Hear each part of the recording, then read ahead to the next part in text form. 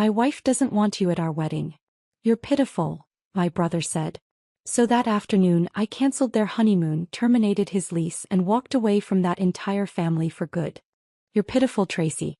That's the last thing my brother said to me before I walked away from him, his wife, and our entire family. Not thanks. Not sorry. Not even a normal explanation. Just those 3 words, like I was beneath him, like I hadn't been the one holding up his entire life with both hands for the past 2 years. Like I hadn't been the one paying his bills while he ran around pretending he had it all together. I found out about the wedding through a friend. Not a save the date. Not a phone call. Just a random message from someone I hadn't seen since college. Congrats on your brother's wedding this weekend. So exciting. I stared at the screen for a long time. I thought maybe they were confused. Maybe it was someone else's wedding. But no, I checked and there it was. His wedding. This Saturday. In town. 2 days away. No invitation. No heads up. Nothing. The last time I saw him we were eating tacos on my couch. He was talking about how expensive flowers were, how Lauren was stressed about table linens. I offered to help with the florist. Told him I could cover it if it meant less stress. He smiled, nodded, and let me do it. That was 3 weeks ago. Now I was finding out through a third party that not only had the wedding been quietly planned without me, I wasn't even invited. I didn't confront him right away. I gave it a night.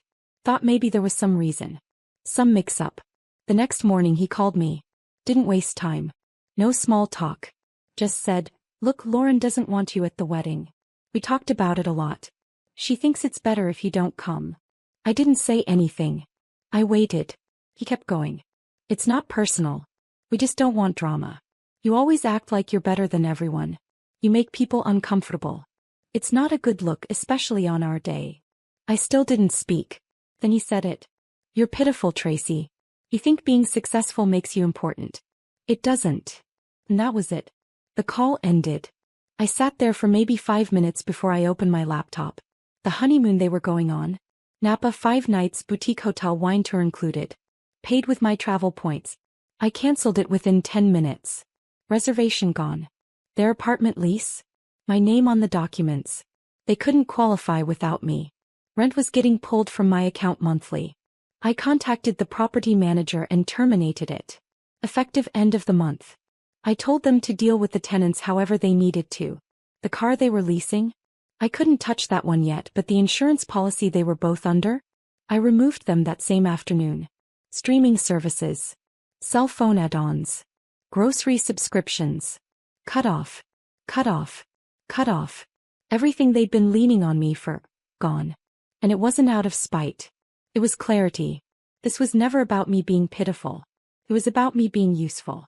And now that I wasn't useful in the way they wanted, quiet, obedient, generous without expectation, I wasn't welcome. But the worst part wasn't even the wedding. It was what happened when my mom found out. She called me the next day, said she heard what happened. I thought maybe, just maybe, she'd take my side. Nope. It's their wedding, Tracy. Let them have it the way they want. You shouldn't make such a big deal. I almost laughed. But I didn't. I just told her she wouldn't be hearing from me again. Not soon. Maybe not ever. She didn't argue. And that was the moment I realized I wasn't just stepping away from my brother. I was walking away from the entire family. And I didn't look back. After I pulled the plug, I expected them to come running. Maybe not to apologize, but at least to ask what happened. But nothing. Not a word from my brother. Not even a text from Lauren, who usually had no problem sending passive-aggressive messages when she wanted something. It was almost like they didn't notice. Until 3 days later, the day after the wedding, when I got a string of missed calls from an unknown number. Then a voicemail from the property manager. Apparently, someone in the apartment had cursed him out when he delivered the lease termination notice. They had 30 days to vacate and they were acting like it was some cruel trick I had pulled just for fun. But this wasn't a trick. It was math. You don't pay for what you can't afford. You don't insult the person paying for the roof over your head. You don't call her pitiful and expect the checks to keep coming. That Monday I got a call from my accountant. He asked if I was sure I wanted to stop the rent payments. I said I wasn't just sure. I wanted a full list of everything I'd ever covered for my brother and Lauren. Every receipt. Every transaction. I wanted to see it all in front of me. He sent it over in a PDF later that afternoon. The grand total? $83,291.14. $83,000. That's how much I'd given them in 2 years.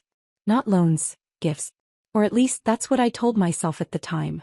Birthday presents, housewarming gifts, emergency vet bills for a dog Lauren just had to rescue and then ignored. Payments for her business coaching courses she never finished.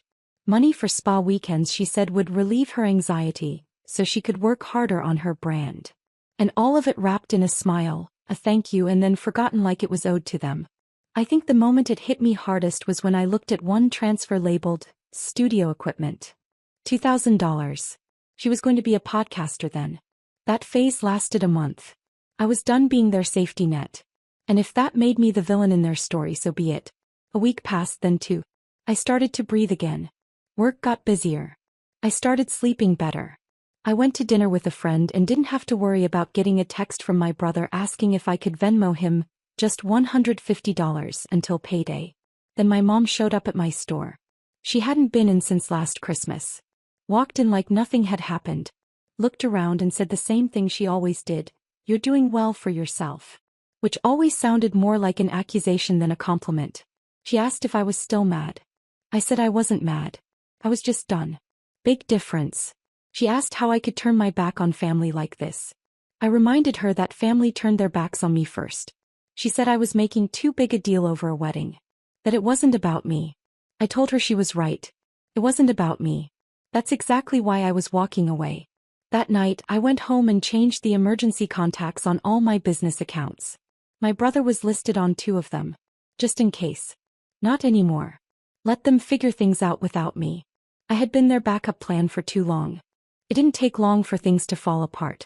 2.5 weeks after their wedding, my brother showed up outside my store. Not inside, outside. Just stood across the street, pacing, looking at his phone like he was waiting for someone to come out and beg him to explain himself. I didn't. I watched him through the tinted glass from my office upstairs. He didn't come in. I guess pride still mattered even when you're living off someone else's generosity. I knew why he was there. The same reason he always came around when things got bad. Their lease was ending in a week. The honeymoon was canceled. The car insurance was up. And according to a friend of mine who worked in finance and happened to follow Lauren on Instagram, she'd quietly deactivated all her influencer accounts. No more makeup tips, no more emotional quotes in front of soft lighting. Just gone. Apparently she'd posted a story a few days earlier, just a black screen with some long caption about betrayal and jealous women. I didn't see it myself, but the description was enough to confirm it. She still thought this was a competition. Like I canceled their honeymoon to steal her spotlight.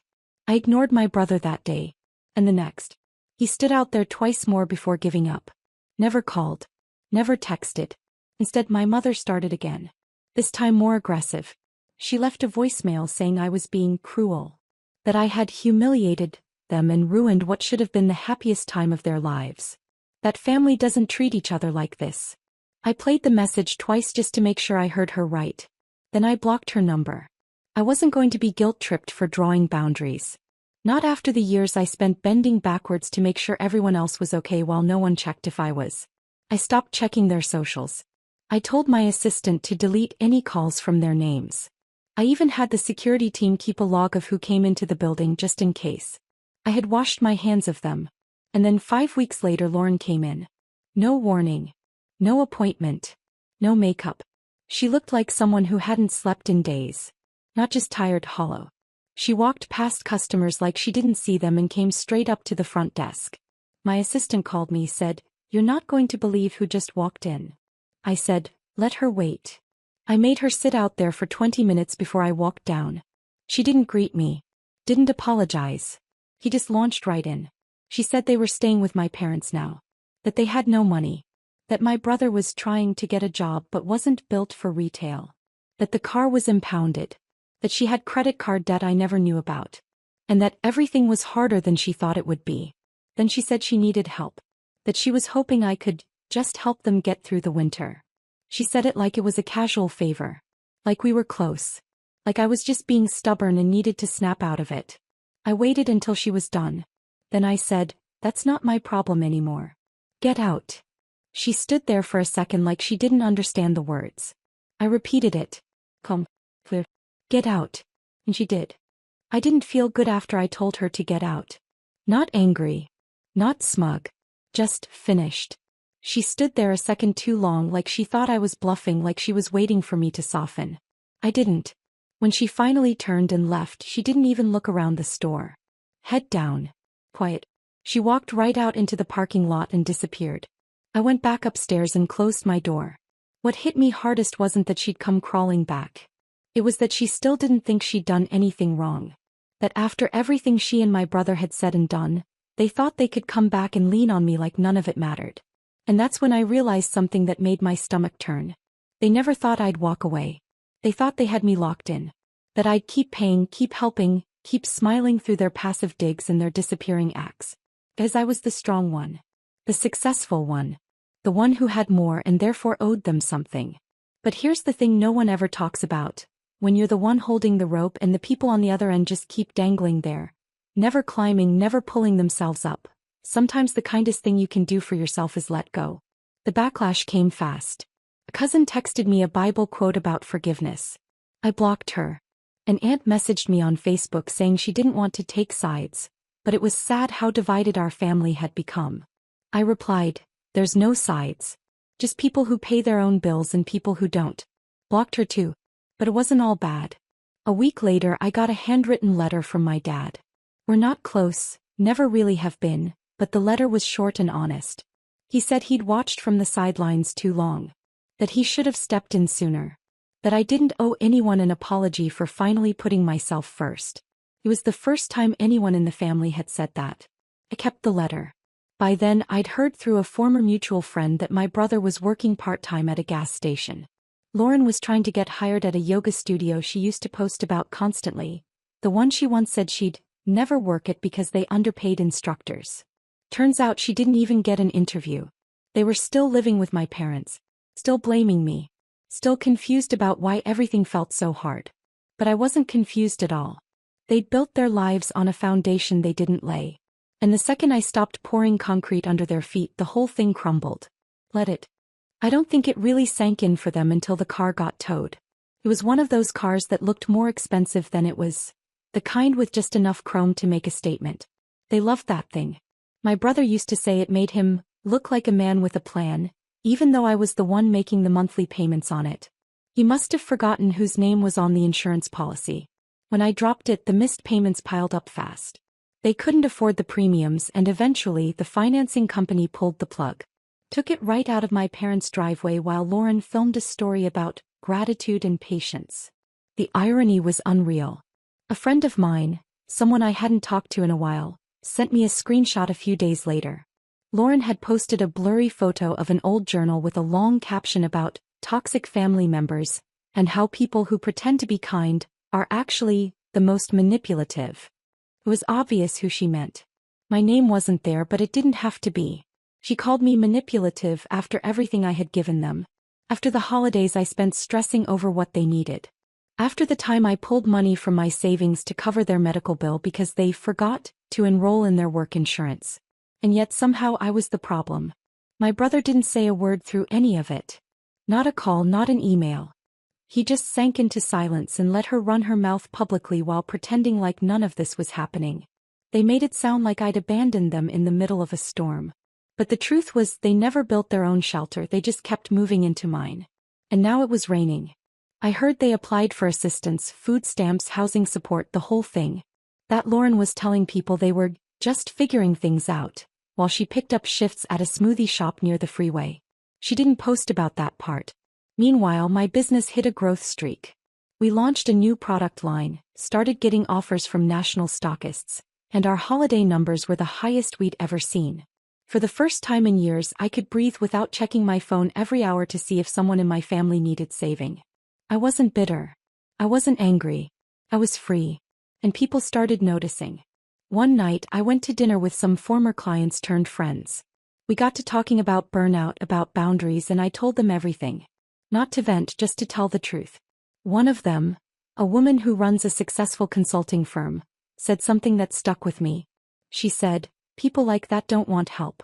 They want control. And when they lose it, they make you the villain for stepping away." That was it. That was the whole thing. Lauren never wanted a sister-in-law. She wanted a comparison she could use to justify her own failures. My brother didn't want support, he wanted cover. He wanted to keep pretending he was standing on his own 2 feet while I held him up behind the curtain. Well, curtains down. Let them stand now or fall. Not my problem either way. But the final chapter hadn't happened yet. Not until she came back. She came back exactly 3 months after the wedding. It was late afternoon, quiet in the store. My team had just wrapped a strategy meeting and most of them had gone home. I was still there, finalizing inventory numbers when my assistant buzzed me. She's here again. I didn't have to ask who. Lauren. I told her to send her up. This time I wanted to see her face. She walked into my office looking even more worn out than before. Not in a dramatic way, not like someone who'd been crying or falling apart, just flat, dull. Like life had been draining her one little inconvenience at a time. She didn't sit. She just stood there and said, "We can't keep living with your parents. He's not working. He won't even look for jobs anymore. He stays in the basement all day. I've done everything I can. And I can't do this anymore." I let her talk. "I'm working 2 jobs. I've sold everything I can. I'm behind on my credit cards. I owe everyone. And he just blames you for all of it." I raised an eyebrow.